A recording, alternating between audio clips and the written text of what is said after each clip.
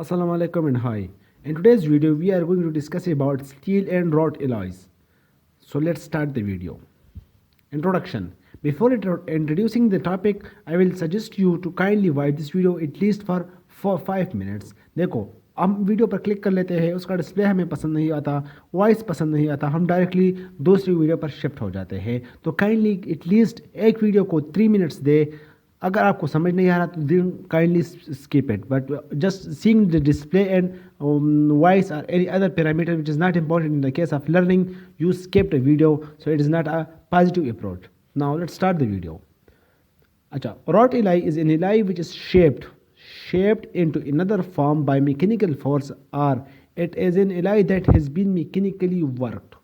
देखो एलाई है हमारे पास, एलाई की मुख्तलिफ अवेलेबिलिटीज़ है. उसको जब हम एक पर्टिकुलर शेप देते हैं, वायर का शेप हो गया, इंस्ट्रूमेंट का शेप हो गया, डेंचर बेस का शेप हो गया. जब भी हम एक रफ एलाई को शेप देते हैं तो उसको हम क्या कहते हैं?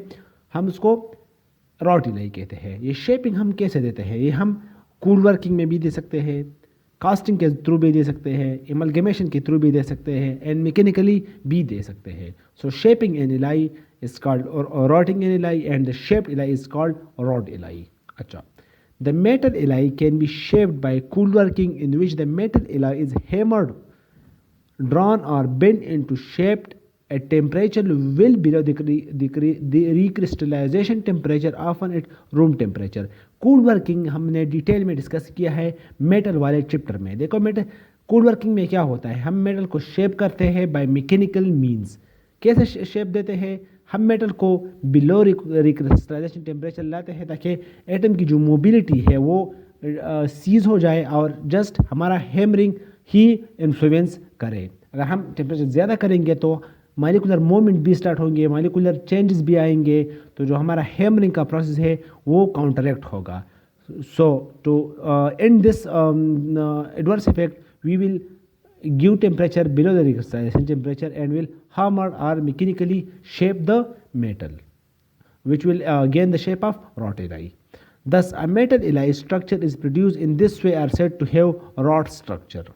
Wrought alloy have a grain structure often described as fibrous structure. cool working के बाद मेटल जो है एक स्ट्रक्चर से हमारे पास फिब्रस स्ट्रक्चर अपटेन कर लेता है. मेलेबिलिटी एंड डक्टिलिटी को यूटिलाइज करते हुए इक्विएक्स से फिब्रस शेप तक कन्वर्ट हो जाता है.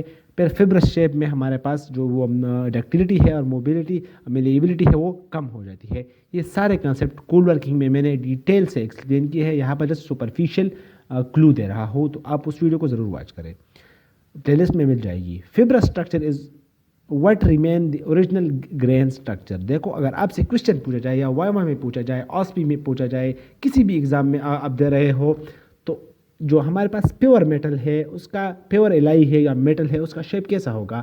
इक्विएक्स्ड होगा. लेकिन अगर आपके सामने एक इंस्ट्रूमेंट पड़ा हो, वायर पड़ा है, जो भी चीज़ पड़ी हुई है, उसको आपको बता दीजिए कि इसके मेटल का स्ट्रक्चर क्या होगा, तो आपने यही नहीं कहना कि इक्विएक्स्ड है, because it is shaped not pure form. So you will say fibrous structure. देखो ये हमारे पास क्या है? मेटल से बने हुए हैं ना. मेटल तो जब हम प्योर फॉर्म में ले लेते हैं मिनरल से और से, तो इस फॉर्म में तो नहीं होते, ब्लॉक्स फॉर्म में होगा, इनगॉट्स फॉर्म में होगा, मुख्तलिफ फॉर्म में होगा. तो इस जो शेप्स हम मुख्तलिफ शेप्स हमने दिए हैं ये through different procedure. Code working is one of the prominent procedure. देखो ये मेटल है, ये भी मेटल है, तो मुख्तलिफ शेप्स हमने मेटल दिए है. ये किस फॉर्म में है? इसका क्रिस्टल स्ट्रक्चर कैसा है? फिब्रस है, और ये रॉट एलाइज है. अच्छा, as a result of the mechanical work done on the alloy, the fibrous structure of wrought alloy is responsible for its increased yield strength and hardness. इक्विएक्स जो देखो इक्विएक्स में क्या होता है? इक्विएक्स में मिलेबिलिटी ज़्यादा होगी और हमारे पास उसमें डक्टिलिटी ज़्यादा होगी. लेकिन हम उसको यूटिलाइज करके क्या बनाएंगे? हम उससे एक फिब्रस स्ट्रक्चर बनाएंगे जिसमें हमारे पास डक्टिलिटी और मेलेबिलिटी तो कम होगी लेकिन स्ट्रेंथ ज़्यादा हो जाएगा. तो इक्विएक्स स्ट्रक्चर में हमारे पास मेटल में क्या ज़्यादा होता है? Fibrous structure. इक्विएक्स स्ट्रक्चर में मेटल में डक्टिलिटी एंड मेलेबिलिटी ज़्यादा होती है, लेकिन फिब्रस स्ट्रक्चर में डक्टिलिटी एंड मेलेबिलिटी यूटिलाइज हो जाती है और हमारे पास स्ट्रेंथ और हार्डनेस इंप्रूव हो जाता है, यील्ड स्ट्रेंथ इंप्रूव हो जाता है. अच्छा, the fibrous structure of the wrought alloy can reverse to original grain structure if too much heat is supplied to the wrought form. देखो up to some limit cold working many cases में हमारे पास irreversible होता है, लेकिन अगर metal पर भी depend करता है, नेचर पर मेटल पर डिपेंड करता है कि वो फिर अपने ओरिजिनल फॉर्म को रिवर्ट भी हो सकता है जब हम उसको हीट करें, specially in the case of steel. अच्छा, tapering a rod or tube or reducing its diameter by any of several methods such as forging, ये मुख्तलिफ प्रोसीजर है, प्रोसेस है जिससे हम मेटल को शेप देते हैं। स्क्वीजिंग और hammering is known as swaging technique. देखो एक स्वेजिंग टेक्निक है जिसमें हम क्या करते हैं, एक मेटल शीट को लेते हैं, मेटल शीट को हम पार्टिकुलर शेप में अडॉप्ट कर लेते हैं। फॉर एग्जांपल मैं एक टीथ को कॉपी करना चाहता हूँ तो मैं क्या करूँगा, एक मेटल को शीट को टीथ के ऊपर मैं क्या करूँगा, टीथ को मैं कवर कर दूंगा मेटल से, फिर मैं उसको मेटल को हैमर करूँगा ताकि उस ही टीथ का शेप वो अटेंड कर ले।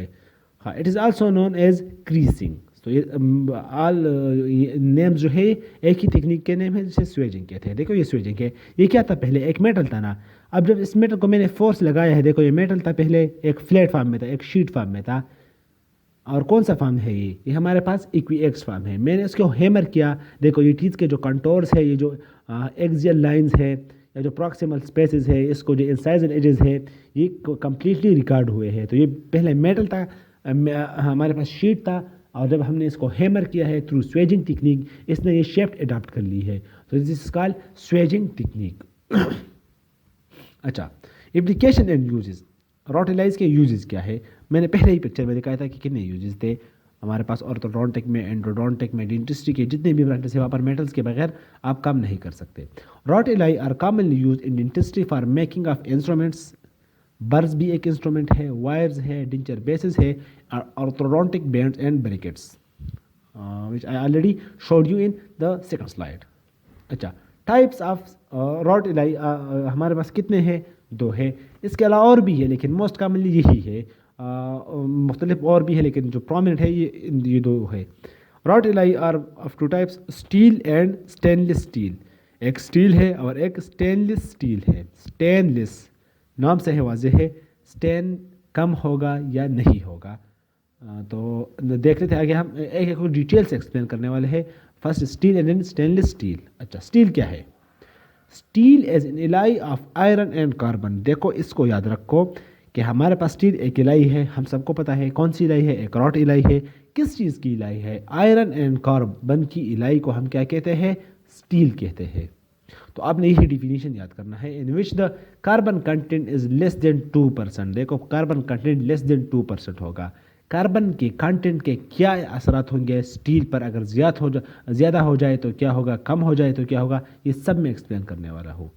कास्ट आयरन, देखो कास्टिंग चैप्टर, मैंने कास्टिंग चैप्टर, ये कास्ट टर्म हर जगह पर आ रहा है मेटलर्जी में, तो कास्टिंग चैप्टर को आपने लाजिमी देखना है, प्लेलिस्ट में मिल जाएगा। Cast iron is a hard brittle non malleable iron carbon alloy cast into shape containing 2 to 4%, 4.5% carbon, 0.5 to 3% silicon, and lesser amount of sulfur, manganese, and phosphorus. Generally, it is unsuitable for drying into rods or wires, although special cases it may be forged or rolled immediately. Simple है, moderately, sorry. अच्छा, iron is an allotropic material. Iron क्या है, इलेक्ट्रोपिक material है। इलेक्ट्रोपिक phenomena क्या है, basic properties में मैंने पढ़ा है। It undergoes to solid state phase it undergoes to solid state phase change with temperature. इसका फेज चेंज होता है जब हमारे पास मॉल्टन स्टेट से ये सॉलिड स्टेट में भी कन्वर्ट होता है और सॉलिड स्टेट में ये मॉल्टन स्टेट में भी कन्वर्ट हो सकता है। At room temperature pure and has body centred cubic structure. देखो हमारे पास क्रिस्टल की जो डिस्ट्रीब्यूशन ऑफ लेटस में जो क्रिस्टल का डिस्ट्रीब्यूशन है, एक बॉडी है, एक फेस्ट है, एंड एक सेंट्रल क्यूबिक लेटस है। तो इसका क्या स्ट्रक्चर है, body central cubic structure, also known as alpha phase. देखो हमारे पास प्योर आयरन जो है, आपसे इस तरह क्वेश्चन पूछा जाएगा, अल्फा फेज में कौन सा आयरन होता है, प्योर आयरन होता है। एक अल्फा फेज कॉपर और iron system, copper and gold system का भी था, निकल सिस्टम का भी था, सिल्वर सिस्टम का भी था, लेकिन कॉपर और सिल्वर सिस्टम जो है वो मोस्ट प्रोमिनेंट है, उसमें भी अल्फा और बीटा फेजेस है, वो इससे डिफरेंट है। वो आप उस चैप्टर में देख लो, प्लेलिस्ट में आपको वीडियो मिल जाएगी। कॉपर एंड हमारे पास सिल्वर का जो था अल्फा फेज, और ये अल्फा फेज उससे डिफरेंट है। अल्फा फेज में क्या है, प्योर आयरन अल्फा फेज होता है, बॉडी सेंटर क्यूबिक स्ट्रक्चर होता है, और this is called alpha phase. This structure is stable up to a temperature of 9 912 degree C where it transformed to a face centered cubic structure known as gamma phase. देखो एक gamma phase इमलगम का भी है जो इमलगम में मैं पढ़ूंगा, इमलगम की वीडियो में आपको मिल जाएगा। वहाँ पर गामा फेज में क्या है हमारे पास वो मुख्तलिफ है इससे, लेकिन यहाँ पर जो हमारे पास टेम्परेचर 900 से ऊपर हो जाए तो क्या होगा, फिर गामा फेज में कन्वर्ट हो जाएगा, जिसका स्ट्रक्चर कैसे होगा, फेस सेंटर क्यूबिक स्ट्रक्चर। ये आप आपने याद करने हैं, ये इसमें इतना कंसेप्ट नहीं है लेकिन मैं आपको समझा रहा हूँ, ये आपको याद होनी चाहिए। अच्छा, eight 1390 degree C the face center cubic ion reverse to body center cubic and retain this structure until it melts at 538 degree C. Very simple है। These changes are accompanied by change in the volume of the iron। देखो जब ये changes होंगे तो obvious है जब हमारे पास density में भी चेंज आएगा, जब डेंसिटी में चेंज आएगा तो वॉल्यूम में भी चेंज आएगा। सो दीज चेंजेस अगर ड्यूरिंग चेंज इन टेम्परेचर, देखो यहाँ पर क्या हो रहा है, टेम्परेचर चेंज आ रहा है तो इसलिए इनमें क्रिस्टल्स चेंजेस हो रहे हैं, तो ये आपने याद रखने हैं। अच्छा, iron in combination with carbon 2% is called carbon steel. देखो कार्बन को हम, स्टील को हम कार्बन स्टील भी कहते हैं क्योंकि इसमें कार्बन होता है। In its body centre cubic which form is alpha form when small amount of carbons are dissolved in iron the material is known as alpha iron or ferrate। देखो alpha phase का एक और नाम भी आ गया जिसे हम फेरेट कहते हैं। देखो फेरेट से याद करो कि आयरन नाम डोमिनेंट आ रहा है तो फेरेट में क्या ज़्यादा होगा, आयरन ज़्यादा होगा। इसके बरकस सीमेंटेट जो है उसमें क्या ज़्यादा होगा, सी से कार्बन, तो उसमें कार्बन ज़्यादा होगा, आगे आने वाला है। तो आप फेरेट को फेरेट है तो आयरन उसमें ज़्यादा होगा। और ये फेरेट कौन सा फॉर्म है, अल्फा फॉर्म है। स्ट्रक्चर कैसा है, बॉडी क्यूबिक सेंटर लेटिस। कितने टेम्परेचर पर अटेन होता है ये आपने बताना है, पहले वाले स्लाइड में है। Solubility of carbon in body centre cubic form is very low being maximum of 0.02 weight by weight percentage at 323 degree C and 0.00 by weight at room temperature as compared to face-centered cubic forms.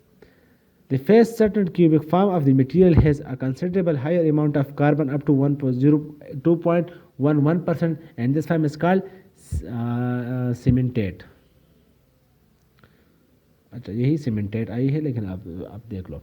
It is because the largest interstitial holes in the body centre cubic form are smaller than these in face centre cubic form of iron. The face centre cubic form is called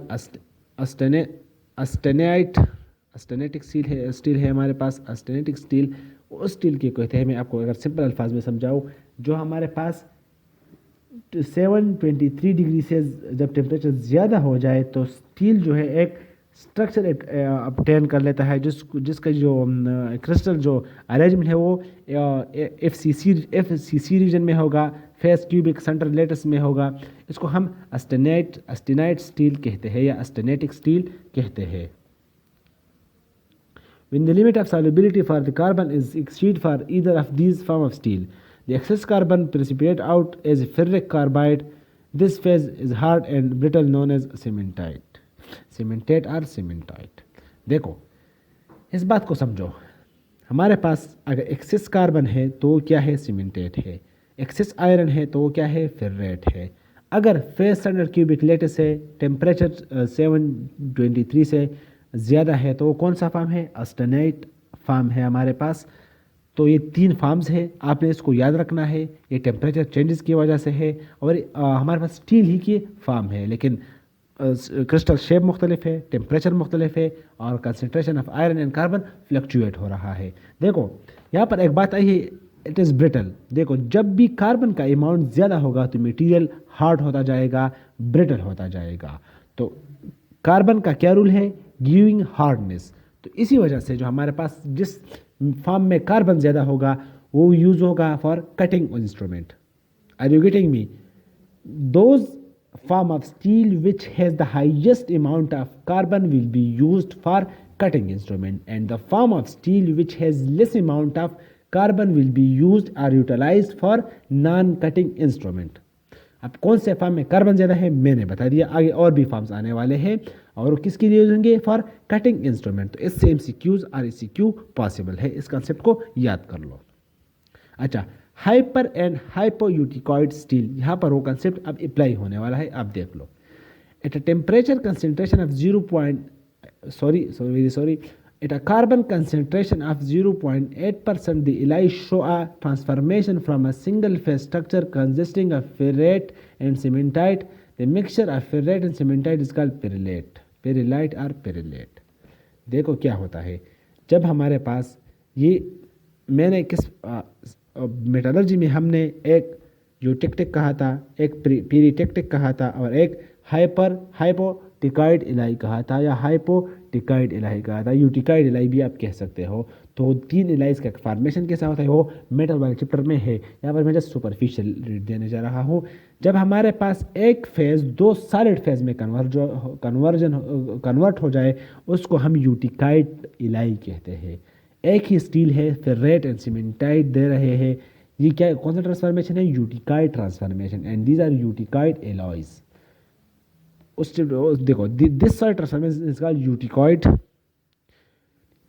eutectoid, sorry for the wrong pronunciation, it is called eutectoid भी कहते हैं लेकिन यूटिक्टाइड भी आप कह सकते हैं। This transformation is different from eutectic which is transformation of single liquid phase directly into a 2 solid phase। देखो मैंने कहा यूटिक्टिक और यूटिक्टॉइड को आपने डिफरेंस नहीं करना। यूटिक्टॉइड और पीरिटेक्टिक हमने मेटलर्जी में पढ़ा है। Steel with a carbon content of exactly of the eutectoid composition are called eutectoid steel. Those with the carbon content greater than 0.8% is called hypereutectoid alloy steels। देखो कार्बन कंसेंट्रेशन अगर 0.8 से ज़्यादा है तो वो क्या है, हाइपर है। देखो यहाँ पर स्टूडेंट कंफ्यूज होते हैं कि कौन से वो कहते हैं कि हाइपर में हमारे पास आयरन ज़्यादा है या कार्बन ज़्यादा है। तो इस बात को समझ लो, hypereutectoid alloy is used for cutting instrument, for making cutting instrument। तो अब मेरे ख्याल से आपसे भूलने नहीं वाला है कि हाइपर किसको रिप्रेजेंट करता है, कार्बन को और स्टील को। तो ये कार्बन को रिप्रेजेंट कर रहा है। Hyper means having high percentage of carbon than 0.8% and it will be used for cutting instrument. इसके कंट्रेरी क्या है, हाइपोयूटेक्टॉइड एलाई है।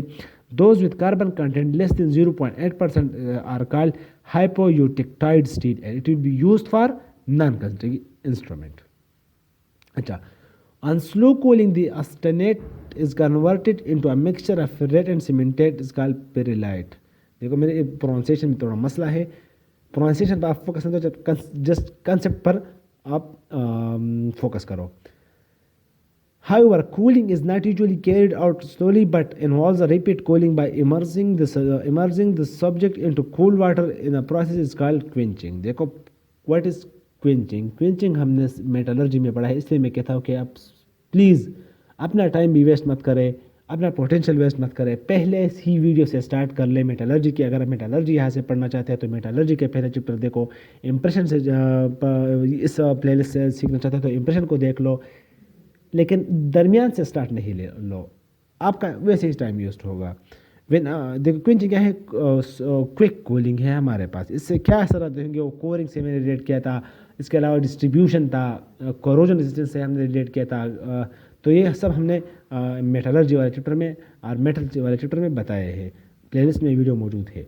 When austenite is quenched in water the ferrite and cementite cannot form because there is not enough time for diffusion and rearrangement of atoms।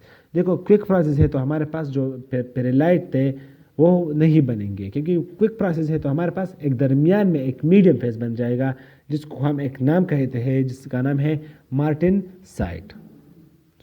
देखो ये थोड़ी confusing है, लेकिन अगर आप अपने सामने एक ब्रॉड माइंड रखोगे तो आपको बहुत ही इजली समझ आएगा। देखो अगेन मैं कह रहा हूँ, मेरे पास ऑस्टेनेटिक स्टील है, टेम्परेचर उसका कितना है 723 से ज़्यादा। अगर मैं उसको कूल करूँगा, क्विक कूल करूँगा, तो वो उसको इतना टाइम नहीं मिलेगा कि वो एटम डिफ्यूज़ हो जाए और पेरिलेट बन जाए। तो एक दरमियान में ही एक शेप अडॉप्ट कर लेगा जिसको हम क्या कहेंगे, martensite, and the steel will call martensitic steel. तो देखो क्या है, जब हम ऑस्टेनेटिक स्टील को क्विंच करेंगे तो क्या बनेगा, मार्टेनसाइट बनेगा। अच्छा, मार्टेनसाइट को जब हम फिर टेम्परेचर देंगे, टेम्परिंग करेंगे तो क्या होगा, फिर रेड एंड सीमेंटेड बन जाएगा।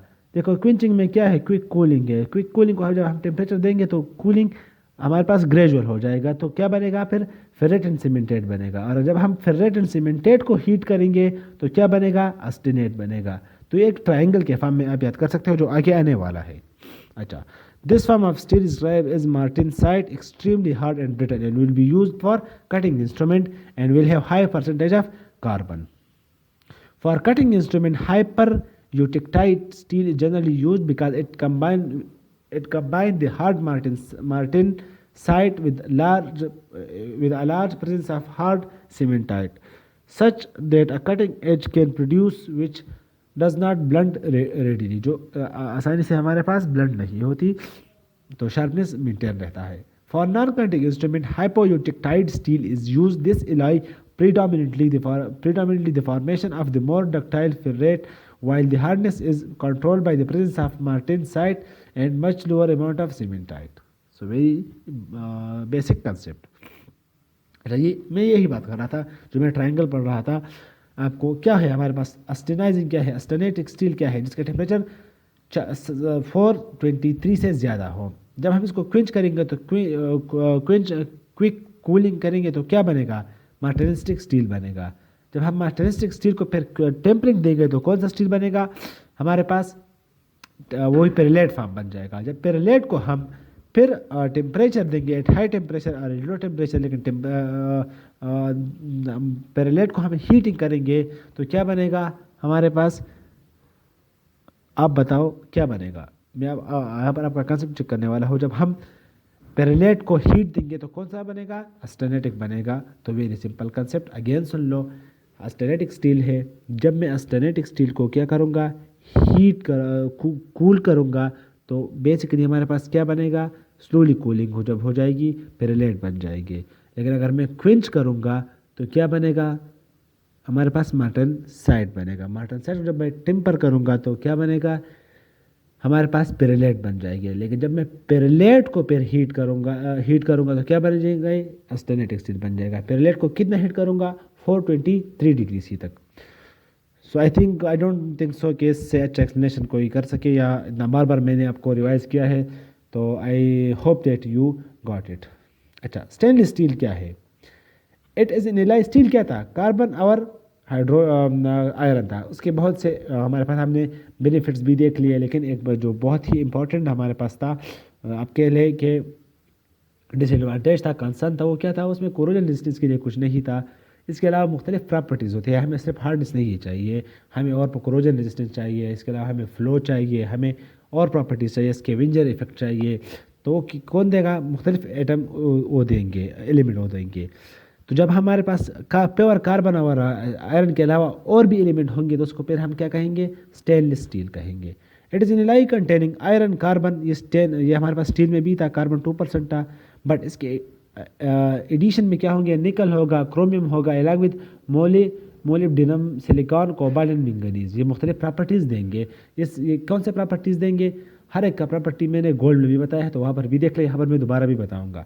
Chromium and nickel are important ingredient of stainless steel. Chromium improves corrosion resistance. Chromium का काम क्या है, कोरोजन रेजिस्टेंस है। कैसे, हमारे पास ये कोरोजन रेजिस्टेंस भी करेगा और हमारे पास सोल्यूशन हार्डनिंग भी करेगा। सोल्यूशन हार्डनिंग क्या है, गोल्ड में मैंने पढ़ा है। अच्छा, chromium improves corrosion resistance by forming protective surface coating. वो जो पैसिवेटिंग इफेक्ट है वो किससे होता है, क्रोमियम से होता है। The chromium export the surface of the alloy is readily oxidise to form a tenacious surface film of chromic oxide. ये मैंने chemical properties of dental material वाले वीडियो में डिटेल से पढ़ाया है, तो वीडियो आप देख ले। This film resists further attack from aqueous media, thus preventing corrosion. This effect of chromium is passivating effect for a designated stainless steel. The chromium content must be 11% or more. Only then the corrosion resistance will be more effective. Percentage कितना होना चाहिए, 11% होना चाहिए अगर हम proper पैसिवेटिंग effect चाहते हैं। Nickel contributes toward corrosion resistance and help to strengthen the alloy. Nickel का काम क्या है, ये एक स्कैवेंजर का काम भी करता है, लेकिन वो जो फंक्शन है वो प्रोमिनेंट किस एलॉय में है, गोल्ड में है। यहाँ पर इसका काम क्या है, स्ट्रेंथ को इंप्रूव करता है एंड कोरोजन रेजिस्टेंस को भी इन्फ्लुएंस करता है। स्कैवेंजिंग इफेक्ट यहाँ पर भी है। स्कैवेंजर इफेक्ट शो होंगे तो स्ट्रेंथ ऑलरेडी इनडायरेक्टली इंप्रूव होगा।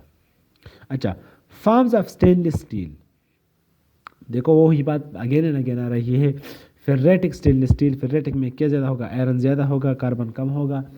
लेकिन वही यहाँ पर स्टेनलेस स्टील है तो फेरेटिक स्टेनलेस स्टील, वही कार्बन कम ले लो, आयरन ज़्यादा ले लो, लेकिन को एडिशन कर लो मुख्तलिफ मेटल्स के, तो फेरेटिक स्टेनलेस स्टील बन जाएगा। आप अगर आप फेरेटिक जानते हो तो स्टेनलेस स्टील तो आप जानते ही हो, तो आपके लिए ईजी होगा। अगर आप फेरेट में कन्फ्यूज़ हो तो ये भी आप फिर कन्फ्यूज़ करेगा।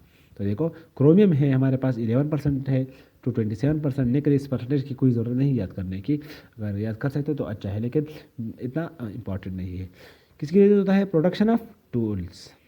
कौन से टूल्स, अब बताओ कौन से टूल के लिए यूज़ होगा, कटिंग और non cutting, it's your question and you should answer in comment.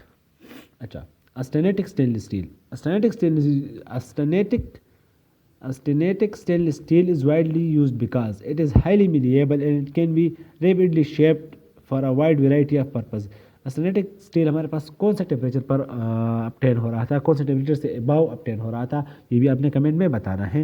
Video में मैंने ऑलरेडी डिस्कस किया है। ये भी देखो मैं आपसे क्वेश्चन क्यों कर रहा हूँ, क्या आपका इंटरेस्ट है या नहीं है, आप सो रहे हैं या जाग रहे हैं, आप कुछ सीख भी रहे हैं या वैसे अपना टाइम वेस्ट कर रहे हैं। तो मैं आपसे क्वेश्चन पूछूंगा ताकि आपको पता चले, अगर आपको नहीं आ रहा तो कोई मसला नहीं।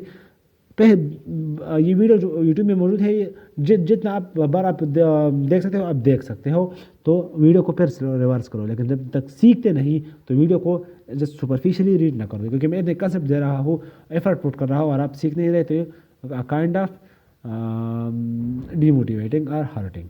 हाँ, the alloy mostly use is 18/8 stainless steel. देखो 18/8 स्टेनलेस स्टील, स्टूडेंट यहाँ पर भी कंफ्यूज होते हैं, जिस तरह हाइपर यूटिक्टाइल लाइन में कंफ्यूज होते हैं, यहाँ पर भी कंफ्यूज होते हैं कि 18 निकल है या 8 निकल है। तो देखो 8 निकल है और 18 हमारे पास क्या है, क्रोमियम है। तो ये एक फ्रेंकली मैंने बता दिया, ये कोई बताता नहीं, बस 18/8 स्टेनलेस बताता है, और फिर जब पूरे जाए तो लोग कंफ्यूज होते हैं और इसको लोग इग्नोर भी करते हैं। तो 18 क्या है, क्रोमियम है, 8 क्या है, स्टेनलेस, 8% क्या है हमारे पास, निकल है। कंपोजिशन क्या है, क्रोमियम है 11 to 22% निकल है, कार्बन है। अच्छा, इम्प्लीकेशंस क्या है, वायर्स है, टेबल टॉप्स है एंड कैबिनेट्स है, वही नॉन कटिंग इंस्ट्रूमेंट्स है। अच्छा, मार्टिनसिटिक स्टील, ये कौन सा फॉर्म है, जो क्विंचिंग में अपटेन हो रहा था, लेकिन यहाँ पर स्टेनलेस है, तो इसका मतलब क्या है कि और एडिशंस भी होंगे। यूज़ क्या होगा, I think you are so genius and you should answer in your mind. आप माइंड में आंसर दो, क्योंकि लाइव सेशन तो है ही नहीं, तो आप अपने माइंड में अपने आंसर दिया होगा। अच्छा, क्रोमियम है, निकल है, कार्बन ज़्यादा होगा। अच्छा, आयरन बहुत ही कम होगा, यहाँ पर परसेंटेज भी नहीं दिएगा, तो मतलब है इसका कि आयरन कम ही है। और ये कहाँ पर यूज़ होगा, कटिंग इंस्ट्रूमेंट के लिए ये यूज़ होगा। ये बहुत ही हार्ड होगा, ब्रिटल होगा, कार्बन कंसनट्रेशन ज़्यादा होगा, या सीमेंटेड भी ज़्यादा होगा, ऑलमोस्टली सिमिलर होगा to hyper eutectoid alloy. So it is very basic. अच्छा, विल डीके, ये एक फिनोमेना है जो अक्सर एग्जाम में पूछा जाता है। ये जो मैंने कहा कि छोटे छोटे कंसेप्ट है, सोल्यूशन हार्डनिंग हो गया, पेसिवेटिंग इफेक्ट हो गया, स्केवेंजिंग इफेक्ट हो गया, विल डीके हो गया, पिकलिंग हो गया, ये स्मॉल डिफिनीशन है। इस पर मैं भी एक सीरीज़ भी बनाऊंगा सिर्फ डिफिनीशंस पर, उसमें मैं कम से कम 500 से लेकर 1000 तक डिफिनीशन आपको डिस्कस करूंगा हर चैप्टर से। लेकिन यहाँ पर भी आप देख लो और वीडियो को सपोर्ट कर लो, उसके बाद भी मैं वो सीरीज़ बनाऊंगा, उसके बगैर मैं सीरीज़ बनाने वाला नहीं। अच्छा, stainless steel contain chromium which forms a protective passive layer on the surface providing corrosion resistance. ये बात तो आपको पता है, लेकिन अब हो रहा है कि देखो during welding the heat affected zone, ये एक जोन है जहाँ पर हीट अप्लाई हो रहा है। वेल्डिंग में क्या होगा, हीट होगा ना। वेल्डिंग, सोल्डरिंग एंड ब्रेजिंग मैंने अलग चैप्टर है, अलग वीडियो बनाई है, 30 मिनट से ज़्यादा वीडियो है, वो फिर आप वहाँ पर प्लेलिस्ट में कर देख लो। Adjacent to the weld is expose to elevated temperature, मतलब ये है कि जब हम वेल्डिंग करते हैं तो टेम्परेचर के लिए जो ये टेम्परेचर तक एक्सपोज होगा, वो वहाँ पर क्या होगा, एक फिनोमेना होगा। क्या होगा, इस पढ़ने से पहले मैं आपको समझा रहा हूँ। ये जो क्रोमियम है कार्बन से मिल जाएगा और हमारे पास क्रोमियम कार्बाइड बनाएगा। क्रोमियम कार्बाइड क्या करेगा, हमारे पास रेजिस्टेंस प्रोवाइड करेगा टू डिसलोकेशन। जब डिसलोकेशन को रेजिस्टेंस प्रोवाइड होगा तो क्या होगा, हमारे पास जो स्लिप प्लेन है वो स्लिप नहीं करेंगे, डिसलोकेशन नहीं होगा, मेटल क्या हो जाएगा, हार्ड हो जाएगा, ब्रिटल हो जाएगा। तो विल डीके से मेटल क्या होता है, अब आप बताओ क्या होगा इस मेटल में जब स्लिप प्लेन को रेजिस्टेंस हो जाएगा। At this elevated temperature chromium can combine with carbon to form chromium carbide particulate at grain boundaries, so it will increase brittleness. That's all about the stainless steel. अब इसमें एक application है wires के लिए कौन से स्टेनलेस स्टील और मुख्तलिफ फार्म यूज होंगे वो मैं अलग वीडियो बनाने वाला हूँ, लेकिन आपने विल डीके को समझना है। विल डीके में क्या होगा, जस्ट स्लाइड मिस है, सॉरी फॉर दिस, मैंने स्लाइड नहीं लिखे, लेकिन मैं आपको ओरली बताने वाला हूँ, वर्बली बताने वाला हूँ। मैंने कहा कि कार्बाइड बनेगा, कार्बाइड क्या प्रोवाइड करेगा, हमारे पास दो पेजेस प्रोवाइड करेगा, एक कंटिन्यूस कार्बाइड पेज और एक discontinuous carbide page. Continuous carbide page में हमारे पास सारे क्रिस्टल्स के जो स्लिप प्लेन है वहाँ पर मेटल्स क्या कार्बाइड क्या प्रोवाइड करेगा, स्लिप प्लेन को रेजिस्टेंस प्रोवाइड करेगा, डिसलोकेशन के चांसेस बहुत कम होंगे, मेटल क्या हो जाएगा, वेरी वेरी ब्रिटल हो जाएगा, और जो यूजेस है वो यूटिलाइज नहीं होंगे क्योंकि वो ब्रिक हो जाएगा, ब्रिटल हो जाएगा ना, डक्टिलिटी कम हो जाएगी। ब्रिटलनेस और डक्टिलिटी एक दूसरे के अपोजिट है, और ये मैंने मैकेनिकल प्रॉपर्टीज़ में बताया है, उस वीडियो को भी वॉच कर लें। अच्छा, तो जो कंटिन्यूस पेज है वो हार्मफुल है, discontinuous phase up to some limit हमारे पास पॉजिटिव है, क्योंकि वो कुछ स्लिप प्लेन को तो रेजिस्टेंस प्रोवाइड करेगा लेकिन कुछ को छोड़ेगा भी। तो क्या होगा, हमारे पास डक्टिलिटी ब्रिटलनेस वहाँ पर भी इंक्रीज होगा, लेकिन as compare to continuous carbide phase वहाँ पर क्या होगा, हमारे पास brittleness as compare to continuous discontinuous में कम होगा। So that's all. अगर आपने इस वीडियो से कुछ भी सीखा है, देखो ये वीडियो मैं बहुत इफर्ट से बना रहा हूँ, पहले मुझे स्लाइड्स प्रिपेयर करने होते हैं, फिर उसके बाद मुझे वीडियो रिकॉर्ड करनी होती है, मुझे वीडियो एडिट करनी होती है और आपके सामने पेश करनी होती है।